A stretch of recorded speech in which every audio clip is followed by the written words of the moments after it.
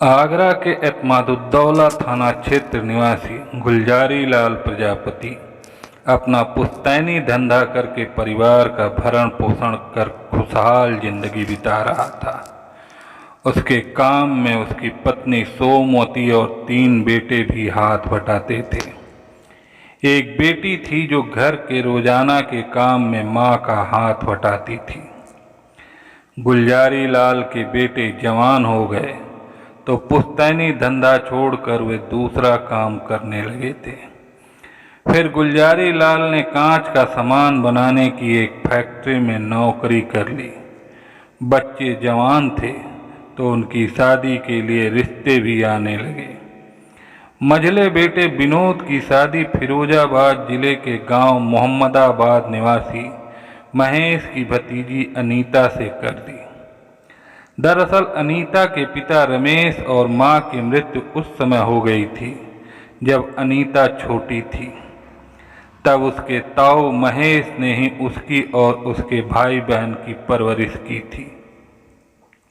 विनोद एक सीधा साधा युवक था तो वहीं अनीता तेज तर्रार थी। ससुराल में वह खुश नहीं थी। गुलजारी लाल का संयुक्त परिवार था। अनीता को वहाँ घुटन हो रही थी।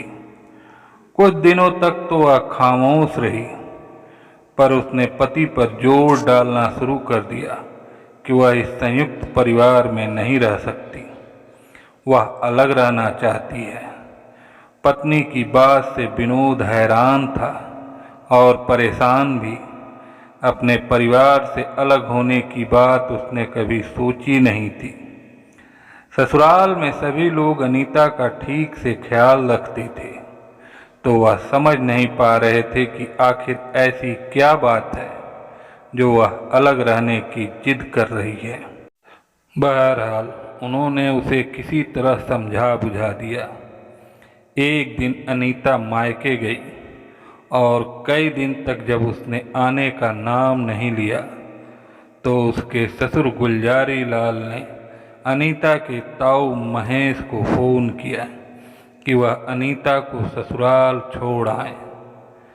अगले दिन महेश अनीता को लेकर आ गया और उसने गुलजारी लाल से कहा, देखो समधी जी, अनीता अब आपकी अमानत है।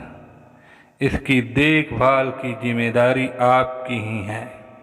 मैं एक बात और बताना चाहता हूँ कि यह जिद्दी स्वभाव की है। आप इसकी किसी अनाप शनाप जिद पर ध्यान न दें। उस दिन तो किसी ने महेश की बात पर गौर नहीं किया, लेकिन दिन ब दिन अनीता का बदलता व्यवहार ससुराल वालों को अखर रहा था। फिर एक दिन अनीता घर में किसी को बिना बताए कहीं चली गई। सास सोमवती ने बड़ी बहू मीना से पूछा कि अनीता कहाँ है, तो मीना ने कहा कि कहीं से फ़ोन आया था और वह फ़ोन पर बातें करते करते बाहर निकल गई। सोमवती चिंतित हो गई कि पता नहीं यह कहाँ चली गई। काफ़ी देर बाद जब अनीता वापस लौटी तो सास ने उससे पूछताछ की। अनीता ने कोई सफाई देने के बजाय सास से तपाक से कहा, मैं कोई कैदी तो हूँ नहीं जो एक जगह बंद होकर रहूँ। इंसान हूँ, कहीं घूमने चली गई तो इसमें हैरान होने वाली क्या बात है। अनीता का यह व्यवहार ससुराल में किसी को भी अच्छा नहीं लगा। ससुराल में अब उस पर नज़र रखी जाने लगी। एक दिन तो हद हो गई। अनीता के जेठ राकेश ने उसे एतमादुद्दौला चौराहे पर किसी आदमी के साथ देख लिया। राकेश ने उस समय तो उससे कुछ नहीं कहा। जब वह घर आई तो उससे पूछताछ की तो उसने सफाई दी कि वह अपने रिश्ते के भाई से मिलने गई थी। गुलजारी लाल ने उससे सख्ती से कहा कि जिससे भी मिलना हो घर पर मिलो, अन्यथा नतीजा अच्छा नहीं होगा। अनीता ने तड़प कर कहा, अब और बुरा क्या होगा। मेरी जिंदगी तो वैसे भी बर्बाद होकर रह गई है। सोमवती ने हैरानी से उसे देखा और पूछा, क्या परेशानी है तुझे जो इस तरह बोल रही है? तुम नहीं समझोगी अम्मा, कहकर वह अपने कमरे में चली गई। इसके बाद अनीता ससुराल वालों के शक के घेरे में आ गई थी।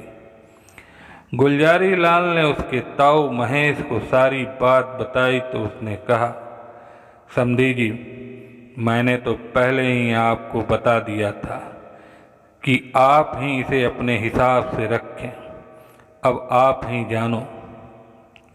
धीरे धीरे वक्त बीत रहा था। अनीता का 2 बार गर्भपात हो चुका था। आखिर 4 साल बाद उसने एक बेटे को जन्म दिया जिसका नाम आयुष रखा गया। परिवार में बेटे के जन्म के बाद सभी लोग खुश हुए। इस बीच घर वालों को यह बात पता चल चुकी थी कि शादी से पहले अनीता के गांव के ही किसी लड़के के साथ गलत संबंध थे। आयुष के जन्म के बाद तो अनीता बेखौफ हो गई और एक दिन अपने दुधमुहे बच्चे को छोड़कर घर से बिना बताए फिर गायब हो गई। बार बार बहू का घर से गायब होना बदनामी वाली बात थी, इसलिए घर के लोग चिंतित हो गए। अनीता के ताऊ ने साफ कह दिया कि उसे उस लड़की से कोई मतलब नहीं है। काफ़ी खोजबीन के बाद पता चला कि अनीता मोहम्मदाबाद के रहने वाले किशन नारायण के साथ टुंडला में किराए का कमरा लेकर रह रही है। ससुराल वाले हैरान रह गए कि बहू इतनी बेलगाम कैसे हो सकती है। आखिर ससुराल वाले उसके पास गए और उसे समझा बुझाकर वापस ले आए। घर पहुंचने पर पति विनोद ने अनीता की खूब पिटाई की तो आखिर अनीता ने भी मुंह खोल दिया कि वह अपने प्रेमी के बिना नहीं रह सकती। अब विनोद भी अपनी जिद पर था। उसने अनीता को हिदायत दे दी कि उसे किशन को भूल जाना होगा वरना अंजाम बुरा होगा। इसके बाद घर के और लोग भी अनीता पर नज़र रखने लगे। उसका घर से कहीं आना जाना भी बंद कर दिया गया। इसी बीच वह एक बेटी पल्लवी की मां बन गई। 2 बच्चों की मां बनने के बाद भी वह प्रेमी को दिल से दूर नहीं कर पाई। किशन भी शादीशुदा और 2 बच्चों का बाप था, पर इश्क के नशे में उसने अपनी पत्नी और बच्चों की भी परवाह नहीं की। बंदिशें लगने पर आशिकों की दीवानगी भी बढ़ती गई। दोनों ही परेशान थे। इश्क के लिए वे किसी भी हद तक जाने के लिए तैयार थे। फिर योजना अनुसार किशन ने विनोद से दोस्ती कर ली।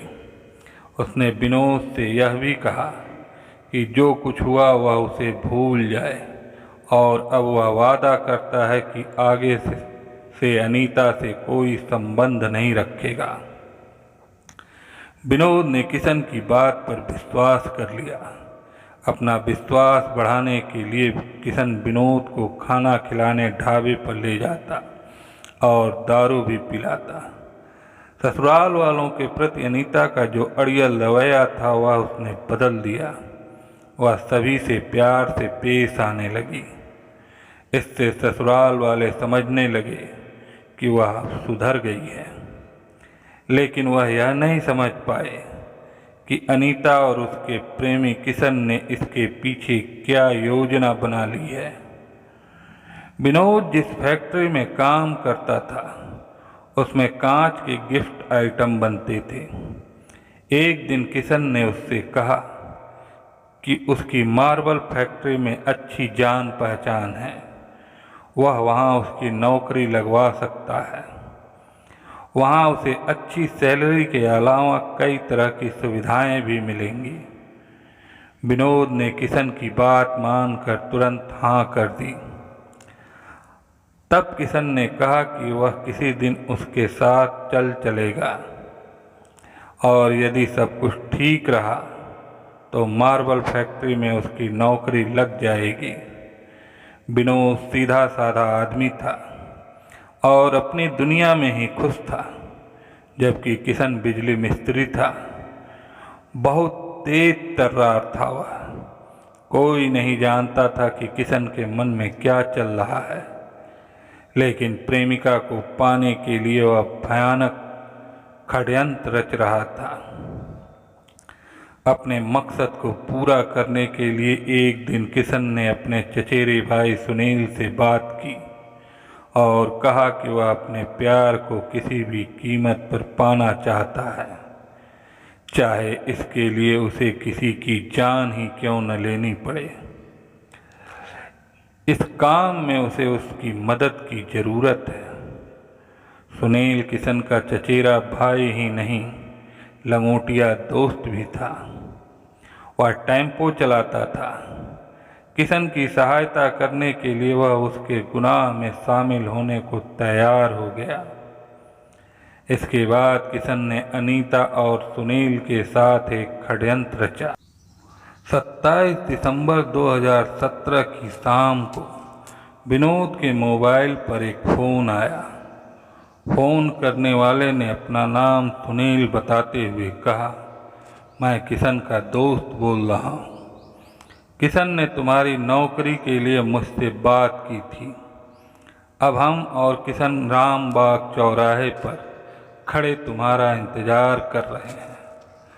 तुम यहीं पर आ जाओ, जिससे नौकरी के बारे में बात की जा सके। नौकरी की बात सुनते ही विनोद खुश हो गया और घर में किसी को बिना कुछ बताए रामबाग चौराहे पर पहुंच गया। वहां पर किशन एक टेम्पो में बैठा मिला।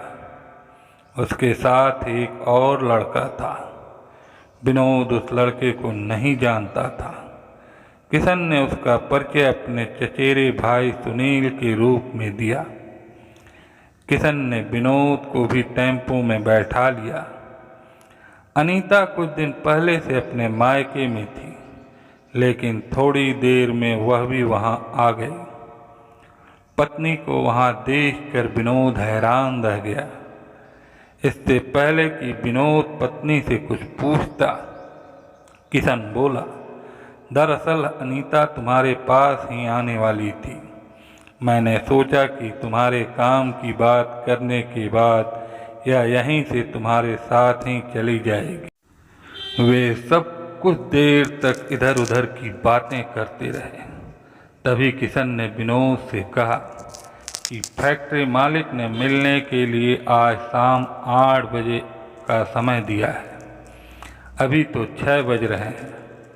चलो तब तक हम लोग खाना खा लेते हैं। आने वाली आफत से बेखबर विनोद उसके साथ खाना खाने के लिए एक ढाबे पर चला गया। वहाँ सभी ने खाना खाया। खाना खाने के बाद किशन ने दारू मंगवाई और उसने विनोद के गिलास में चुपके से नींद की 2 गोलियां डाल दी। दारू पीते ही विनोद को नशा चढ़ने ही लगा था। साथ ही उसे नींद सी आने लगी थी। तब तीनों उसे टेम्पो में ले गए। फिर ढाबे से वे टेम्पो को एक सुनसान जगह पर ले आए। वहीं पर अनीता और किशन ने विनोद का गला दबाकर मार डाला। उसकी मौत के बाद उन्होंने राहत की सांस ली। इधर रात को विनोद घर नहीं पहुंचा तो घर वाले चिंतित हो गए। फ़ोन करने पर अनीता के ताऊ ने बताया कि अनीता तो कई दिन पहले ही यहाँ से अपनी ससुराल चली गई थी। यह सुनकर परिजनों का माथा ठनका और देर रात में वे थाना एतमादुद्दौला पहुँचे, जहाँ उन्होंने विनोद की गुमशुदगी लिखाते हुए शक किशन और अनीता पर जताया। थाना प्रभारी ने उन्हें भरोसा दिया कि वह जल्दी ही विनोद का पता लगाने की कोशिश करेंगे। विनोद के घर वालों ने रिश्तेदारियों में भी फ़ोन किए, पर विनोद का कुछ पता नहीं चला। 31 दिसंबर 2017 को फिरोजाबाद जिले के थाना नारखी क्षेत्र के गांव बैदीपुर में बिदरखा में पंचायत घर के बाहर एक युवक का सिर मिलने की सूचना गांव के चौकीदार ने दी तो थाना प्रभारी संजय सिंह तुरंत मौके पर पहुंच गए। अब पुलिस युवक के शरीर के अन्य अंगों की तलाश में लग गई तो पुलिस को थोड़ी आगे एक पैर तथा कटी हुई हथेली मिल गई। युवक के कटे हुए अंग मिलने की सूचना मिलने पर थाना प्रभारी ने प्रदेश के सभी थानों को वायरलेस द्वारा सूचना प्रसारित करा दी। थाना एतमादुद्दौला में गुलजारी लाल ने अपने मझले बेटे विनोद की गुमशुदगी की सूचना दर्ज करा रखी थी, इसलिए किसी युवक का सिर और अन्य अंग नारखी थाना क्षेत्र में मिलने पर उन्हें शक हुआ कि कहीं ये अंग विनोद के ही तो नहीं हैं। उन्होंने गुलजारी लाल को थाने बुला लिया। इसके बाद वह उसे लेकर नारखी पहुंच गए। गुलजारी लाल ने जैसे ही वह कटा हुआ सिर देखा तो वह दहाड़े मार कर रोने लगे।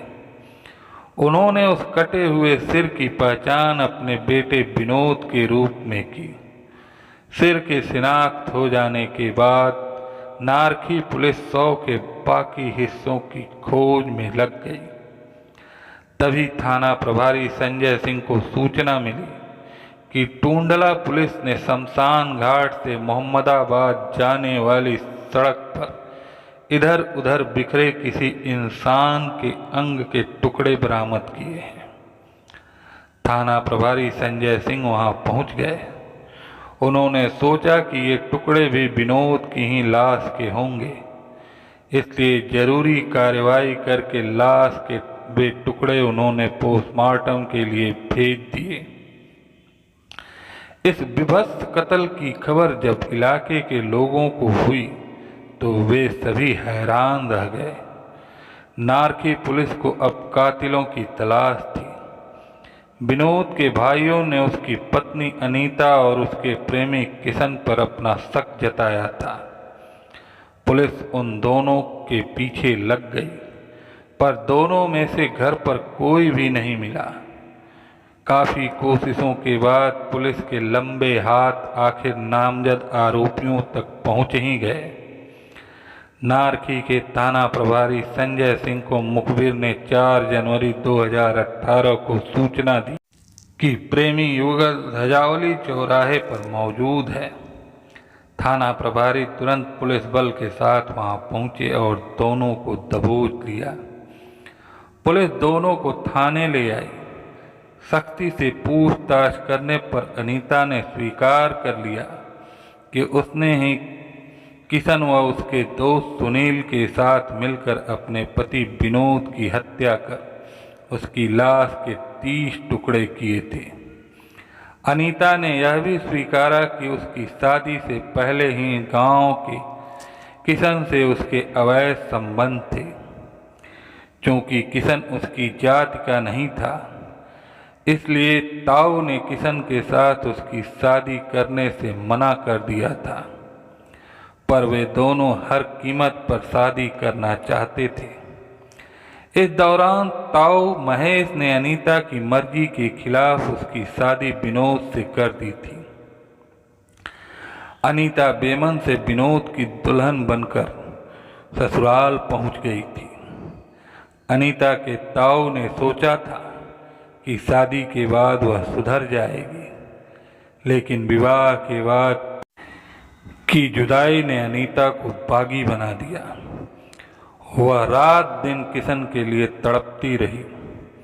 उधर किशन ने भी घर वालों के दबाव में शादी तो कर ली थी, लेकिन वह प्यार तो अनीता से ही करता था। समय निकाल कर दोनों मिलते रहते थे। आशिकी का जुनून धीरे धीरे खतरनाक मोड़ पर पहुंच रहा था। अनीता विनोद के साथ 7 फेरों के बंधन में बंधी थी, अतः इस शादी को तोड़ना उसके लिए आसान नहीं था। 2 बच्चों की मां बनने के बाद भी उसे लगने लगा कि दिल पर बोझ लेकर वह जी नहीं सकती। एक दिन उसने किशन से कहा कि क्यों न विनोद नाम के इस कांटे को ही जिंदगी से निकाल दिया जाए। इश्क के अंधे प्रेमी को प्रेमिका की बात जच गई। उसने यह तक नहीं सोचा कि गुनाह करने के बाद अगर वह पकड़ा गया तो उसके परिवार का क्या होगा। आखिर उसने अपने चचेरे भाई सुनील को अपना राजदार बना लिया और षड्यंत्र के तहत कान दिलाने के बहाने विनोद को भी विश्वास में ले लिया। फिर योजनाबद्ध तरीके से विनोद की हत्या कर दी। उन लोगों ने विनोद की हत्या तो कर दी, पर उनके सामने यह समस्या आई कि लाश कहाँ ठिकाने लगाई जाए जिससे वे बच सकें। वह टेम्पो से लाश को मोहम्मदाबाद शमशान घाट ले गए। वहाँ जमीन पर पॉलीथीन बिछाकर बांके से विनोद की लाश के 30 टुकड़े किए।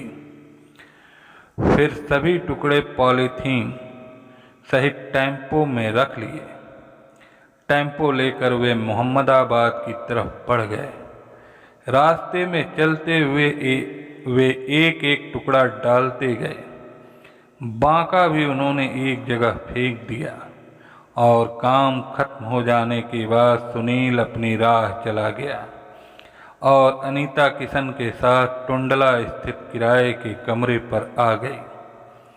विनोद का कटा हुआ सिर उन्होंने एक खेत में डाला था, पर जानवर उसे घसीटकर पंचायत घर के सामने ले आए, जिसे पुलिस ने 31 दिसंबर 2017 को चौकीदार की सूचना पर बरामद कर लिया। विनोद के शरीर के टुकड़े इकट्ठा करने के लिए पुलिस अनीता को अपने साथ ले गई। जब भी कोई टुकड़ा पुलिस को मिलता, अनीता दहाड़े मार कर रोने का नाटक करने लगती थी। जेल जाने और सजा पाने का डर उसकी आंखों में साफ साफ नजर आ रहा था। इसकी दीवानगी का सरूर उतर चुका था। अब वे एक बेरहम कातिल के रूप में समाज के सामने थे, जिसे अब समाज शायद कभी अपना नहीं सकेगा। उसने रो रो कर कहा कि उससे बहुत बड़ी गलती हो गई। माँ बाप की मौत के बाद वह अपने ताऊ के घर पली थी और अब उसके 2 मासूम बच्चे अपनी बदचलन कातिल माँ के कारण अनाथ हो गए। उनका भविष्य क्या होगा, यह सोच सोच कर वह बहुत परेशान थी। अभियुक्तों की निशानदेही पर पुलिस ने कत्ल में प्रयुक्त हुआ बांका भी बरामद कर लिया। हत्या में शामिल किशन का चचेरा भाई सुनील पुलिस के हत्थे नहीं चढ़ सका। कत्ल के बाद वह हर कातिल कानून से बचना चाहता है। इश्क में अंधी अनीता विनोद की पहचान मिटाकर अपनी अधूरी खुशियों को पूरा करना चाहती थी, पर ऐसा नहीं हो सका।